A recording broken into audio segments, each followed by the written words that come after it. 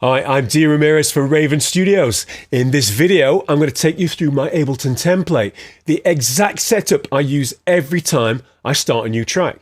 I make a lot of different styles of music, and I've built a separate template for each one. The one I'm showing you today is specifically for my house and tech house tracks. I always start with a template because it removes the friction of setting up. Instead of wasting time creating tracks, routing and loading plugins, I can dive straight into the creative process. I'll walk you through the tracks I keep ready, the plugins I use, and the repeatable processes that help me work faster.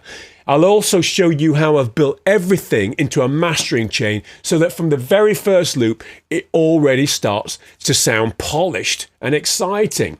And if you want the full detailed breakdown of my template, head over to theravenstudios.com, where I spend 2 hours breaking it down into the finer details. This is big, so this is just a very brief overview because I want to keep the video shorter. Let's get into it. So, okay, here we are in Ableton. As I said, I'm going to really fly through this, so keep up. There'll be a lot of talking in this one because there's not so much music to demonstrate. It's more about showing you how I do it. Let's get into it. Before we start this, there's a caveat to it. This is my template. This is the way that I've developed over the years.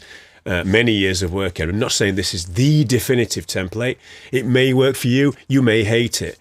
All you can do is try it out. At least watch this with an open mind and then decide if there's anything from this that you want to take from it. I'll give you a little secret here. I stole it from Mr. Repeatable. I watched one of his breakdown videos and I thought, oh, I like the look of this. I'll nick it. And yeah, so it's very much a sort of hybrid between what I've developed and his. He uses Cubase, I use Ableton, so of course it's going to be different. So let's get into it. As I said, I'm going to really fly through it. If you want to get the real detail about each plugin, why, what, when, how, get to the Raven Studios. It's there broken down. This is just an overview. Now, you can see there's already quite a lot of tracks here, right? Starting off at the top, reference tracks. Super important, right? You need a reference track. It's like your GPS coordinates. Drop a reference track in there. Not just for, it's more for sonics, really, just to see. Reference tracks, got 2 of those. Sampling. Go watch the drum sampling video. You'll see there's some more information about that, how I use that. Buses. I use buses as opposed to groups. The reason being is because initially I want my tracks to be all in the arrangement there. I don't want them to be grouped up. I don't want to be constantly opening and closing groups. I've got a drum bus. I've got a perc bus. Now the perc bus is different to the drum bus because the perc bus is where everything that's not the kick goes through. Okay, everything goes through there that's not the kick, and then it goes to the drum bus. Okay, I don't want the kick to be processed the same as the rest of the percussion, basically. These buses, I've got a bass bus. Funnily enough, all my bass goes to the bass bus. Synth bus, the things in blue go to the synth bus. Okay, effects bus, synth stuff in green goes to the effects bus.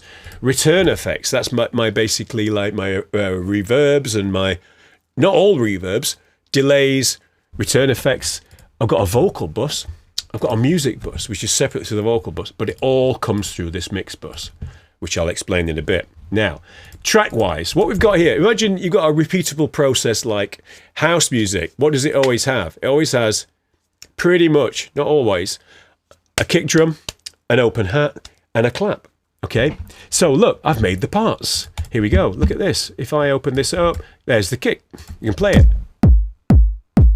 That may change, could be a breakbeat, can change it around. I've also got a kick drum rack here full of sounds that are applicable to the genre that I'm making. In this instance, groovy house, old school house, okay? If you want to make techno, have a separate techno template, which has got only techno sounds in there, right? All the sounds that you think are techno sounds. Stick to the genre that you're working at. Sound choice is key in this. Then I've got these audio tracks. These are audio tracks if I want to layer kicks, if I just want to drag a kick in and layer a few together. It's a quick and dirty way of doing it. Clap. There's a rack there, same way as the kick rack. But look, I've got this pitch on both of them. And what this enables me to do, it's just a quick and easy way. My preference, remember, it's not the only way. I know you're going to be like, why are you doing it like that, Dean? Well, I do it because I can just click on that there. There's a million ways of doing this. This is just the way that I found. I can even map that to my controller over here, my MIDI fighter, and just flick through. You could use a sampler, but what I want is separate drum sort of modules in there that I can independently sort of manipulate. I don't want them all on the same sampler instrument. Okay, so that's the reason why I do that. It's just, for me, it's better than going into there, clicking on that, and then moving it that way. It's just, I'm trying to bring my workflow down to be as tight as possible. You know, that for me is an extra click. It's an extra click there. Over a period of a production, those extra clicks add up. Then we come down to the hat. Look, I've got the open hat programmed. Basic stuff, right? But I fill in the gaps later. Now, I've also then got some audio channels, right? Audio channels here are basically broken down into the hat main. Again, Rene's name, stole it from Rene. Hat main. And then I've got the frequency. I might have a higher hat as in frequency. I might have a lower hat in frequency. I've got closed hats, very short, ticky hats there. I've got two of those, right? Now, these all go to the drum bus. Perc bus, sorry, get processed in there and then join the drum bus later, right? Color-wise, I've had fights about color, literal, like, you know, fist fights in studios. Most people seem to think that brown should not exist in the arrangement, to which, you know, I kind of, you know, I can see their point. But for me, it makes sense. Brown for bass, right? Brown bass, brown noise, brown bass. Some people have their bass pink. I'm not sure about that, you know, so therefore arguments ensue.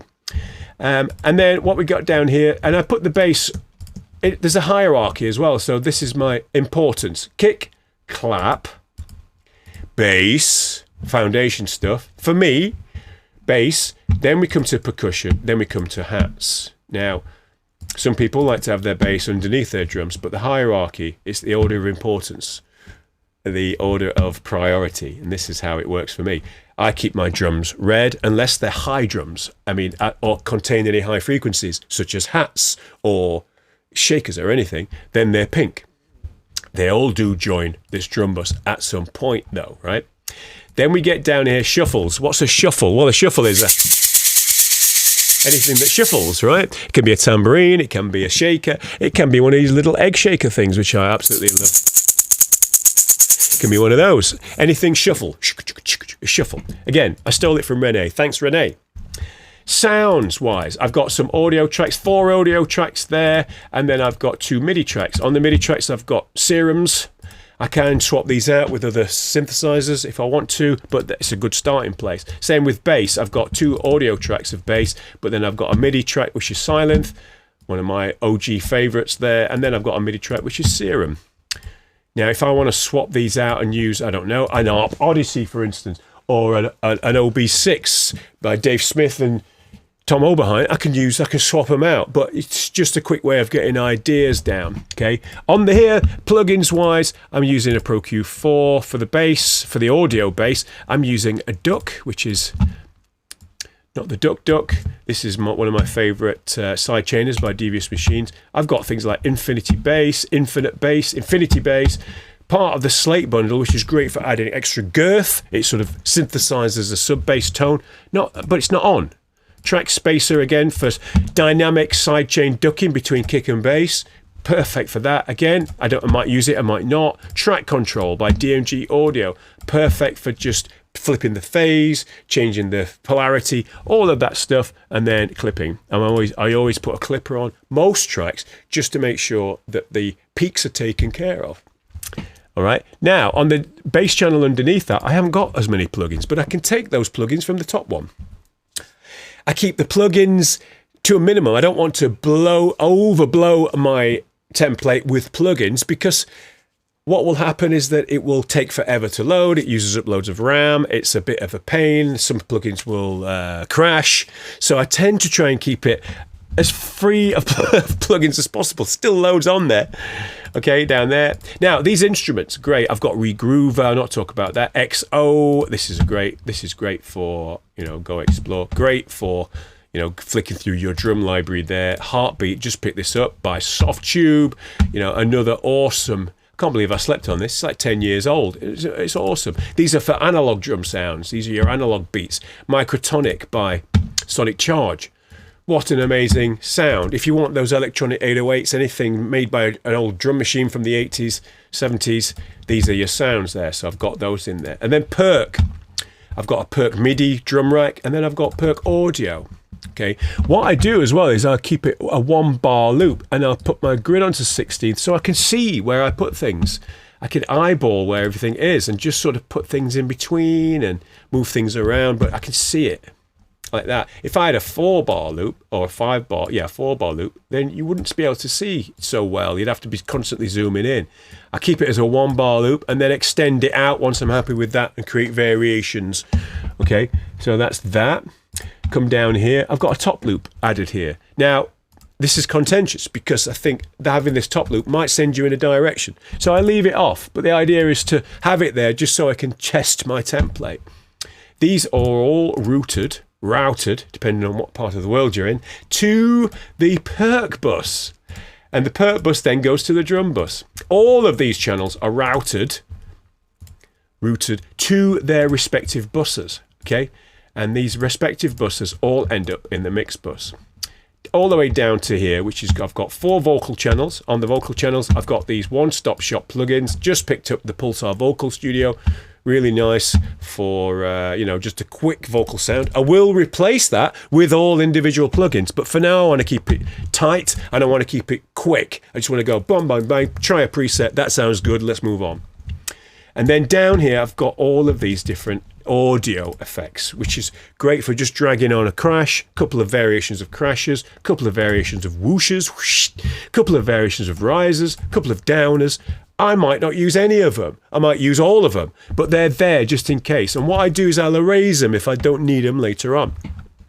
Okay, let's go down to the return effects. If I go here, complete R, I've got a drum verb. Go watch the video about gluing your tracks together with a drum verb. I've got a longer drum verb. These go to the drum bus. And then I've got 2 types of delays. I've got a spring reverb. I've got a -7 semitones. I'll show you what that does in a sec. And I've got a chorus. A chorus is great for widening sounds. These all get sent to the relevant bus. Now, the relevant buses, you've got to make sure when you're using it in this way that these have the sends disabled. Otherwise, you will create latency within it. So you go click on there, you go disable all sends. That negates the latency that happens between the two. All right, so that's your buses. Now, well, that's your return effects. Buses. What's all this about? Well, all of the relevant things go through these buses. So, for instance, the synth bus, which is blue for synths, they go to the synth bus. That synth bus gets then sent to the music bus. Right? The music bus is where all the music lives. Then the music bus goes to the mix bus. What's this mix bus about? Let me explain. Okay, tempo, I generally set it at 128 because everything's sort of gone up a little quicker. 12, in 2012, 13 years ago actually, it was at 120. Now we're going a little bit quicker by the time you watch this video. The mix bus. Let me throw a few things in here and I'll show you how I would use the mix bus. What is the mix bus? Well, it's not the master. This is my way of getting my sound to sound like the reference track. If it needs a bit of tweaking, if it's not heavy enough on the bottom end, I can do that. If it needs a bit more saturation, I can do that. I can do everything I need on this mix bus to make it sound like my reference track. It's not the final master. The final master will be done separately in another project or sent to a mastering engineer. All right?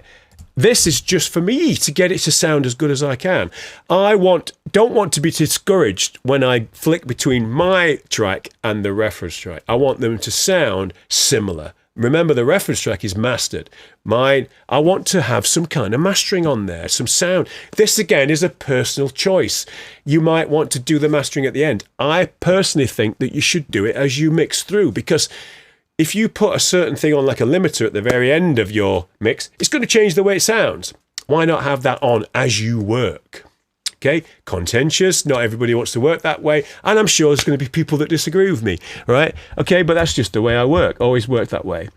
So let's just throw in some stuff here. I'm going to go to my sample pack. I'm just going to go to Tool Room. I'm just going to get a bass line. excuse, this is going to be really roughly crude. I'm going to take that clipper off and let's get a top loop on there. I just wanted to show you how the mastering, this sort of mix bus chain works. Sorry, top loop. Put that there. That you look. This is how I do it. I drop that onto there like that.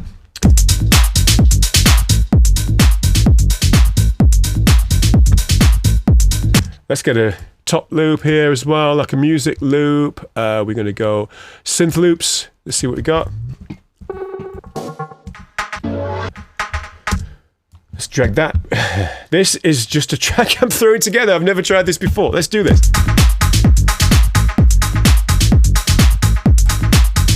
Okay, so look, now this all comes through the mix bus. If you've got it routed correctly, it all comes through here. And then on this mix bus, I'm able to do this. The first thing I would do is the Oxford inflator. Look, in the manual it says set this to 100%. You don't always have to set it to 100%. You can do with this what you want. I've already pushed the clip in. Notice how it starts to get a bit distorted. Well, you can put the band split on. Then I go into the FXG here, which is this plugin, and I'm looking for like -7. I got it. I could push it further if I wanted to.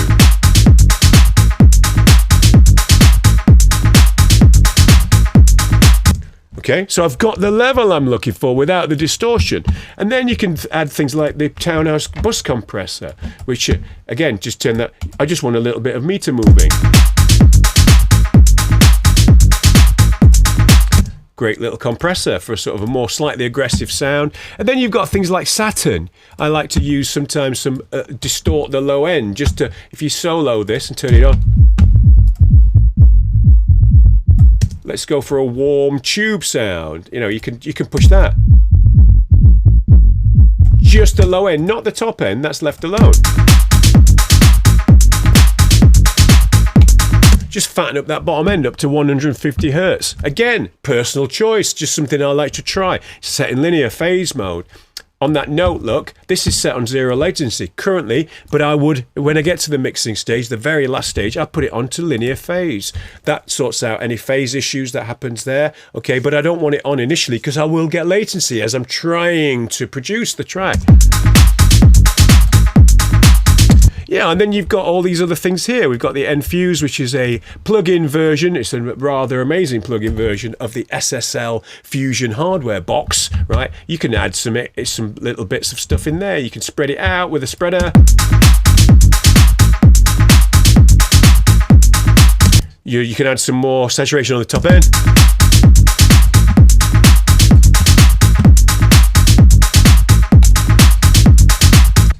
You know, I'm sort of tweaking and kind of getting my mix and squeezing it together so it sounds like my reference. I might have got a reference track that I know works really well in a club, so why not try and get it to sound like it? And this is how I would do it. You know, all the way down to an EQ here, which then I can manipulate between these two here, just to sort of, you know, let's bring down the low mid, add in a little bit more bottom end. Add in a little bit of de-essing there. It's got an auto gain on the Pulsar 8200. Brilliant mastering plugin. It helps if I turn it on.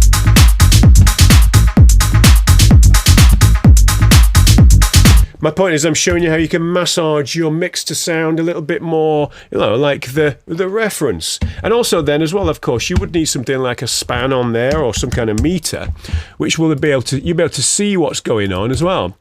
And if I put then a span on my reference track, I can have two spans open and I can do a direct comparison between them both. I'll just close this one down now on my ref track. If I put a span on there, and I'll be able to see what my reference track's doing in terms of frequencies, and then I can check it against mine. If I need more bottom end, I can do it in the mix. I can just move things around. If I need more mid-range, I can bring out the more mid-range sounds, bring them out. If I need less high end, I can bring down the high frequencies, etc., etc. Okay, so it's all about, you know, using your reference track as a GPS coordinates for your sonic imprint. That's how I work. It's a subjective choice. Not everybody wants to work like that. But I personally think that if you've got something that sounds good, everybody should use a reference. And everybody does. Unfortunately, get over it. And at this point as well, now you start to bring in these mastering chains. You can then massage your levels a little bit. It's all about levels.